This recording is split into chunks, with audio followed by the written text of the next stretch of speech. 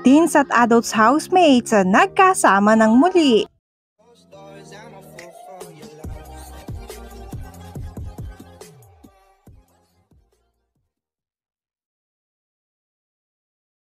Good news mga ka-DJ dahil muli na nagsama ang mga housemates ni Kuya. Kung saan mga ka-DJ sabay-sabay ngang kumain ng hapunan ang mga housemates niya na teens at adults. At ang kanilang ulam mga ka-DJ ay ang special adobo daw ni Fiang ay este ni Binsoy. Nakakatuwang makita mga ka-DJ na muli na ulit sila nagsasama at napakaingay nila sa pagkainan dahil tila miss na miss nila ang isa't isa.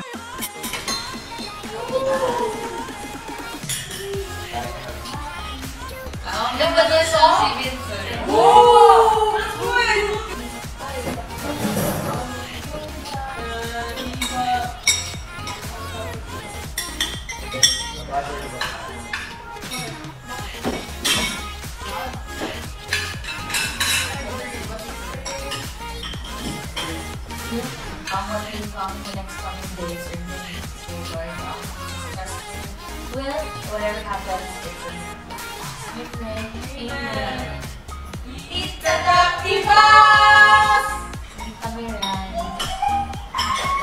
Pero syempre kasabay ng saya mga ka-DJ ay ang lungkot. Nakita nyo bang latest tally ng votes kung saan itong si letter C ay tila uuwi na nga this Saturday. Ang palaisipan mga ka-DJ ay sino nga ba itong si letter C?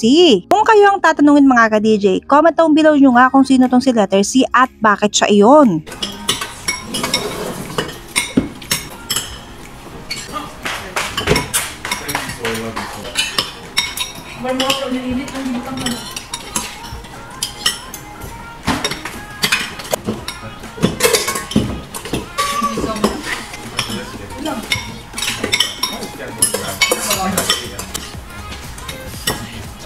Mga ka-DJ, kailangan na kailangan ni JM ang suporta natin dahil nominated siya. It's time to show our support. Narito ang step by step para ma-save siya. Don't forget to save JM!